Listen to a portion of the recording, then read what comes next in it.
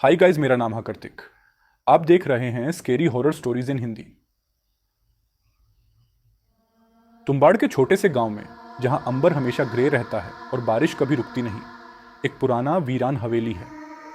कहानियां कहती हैं कि इस हवेली के अंदर एक खौफनाक खजाना छुपा है, जो एक श्राप के साथ बंधा हुआ है। लेकिन ये खजाना कोई आसान चीज़ नहीं है, क्योंकि इस पर पहरा है एक ऐसा भूत का जो कभी जिंदा था और अब वो सिर्फ पाप और लालच का रूप बन चुका है। विनायक राव, एक शौकीन और लालची आदमी, बचपन से इस खजाने का राज जानने की कोशिश करता है। उसकी माँ बार बार रोकती है, कहती है कि जो इस रास्ते पर चलेगा उसका अंत खतरनाक होगा। लेकिन विनायक का मन कभी नहीं मानता। जब उसकी माँ मर जाती है, वो वापस तुम्बाड़ आता है। अब उसकी आंखों में सिर्फ दौलत का सपना है। पुरानी हवेली के नीचे एक गहरी अंधेरी गुफा है। हमें गुफा के अंदर है हस्तर, एक भगवान जिसकी कभी पूजा नहीं की गई, क्योंकि उसने देवताओं से चोरी की थी।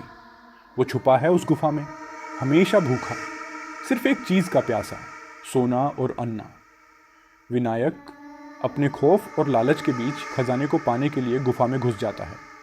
हर कदम के साथ अंधेरा गहरा होता जाता है और गुफा की हवा एक अजीब सी बदबू से भरी होती है।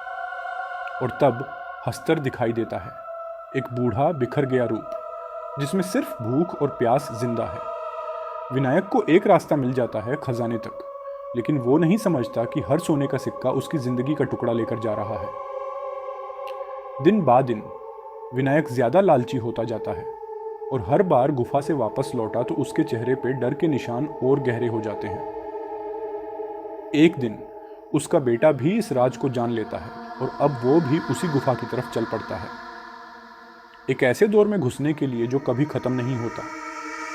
तुम्बाड़ की गुफा में जो खजाना छुपा है वो इंसान की सबसे बड़ी कमीज है, लालच।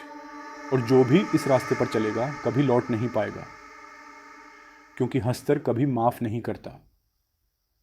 तो अलविदा दोस्तों, अगली हॉरर स्टोरी पर मिलते हैं। अपना ख्याल रखना। सुनने के लिए धन्यवाद।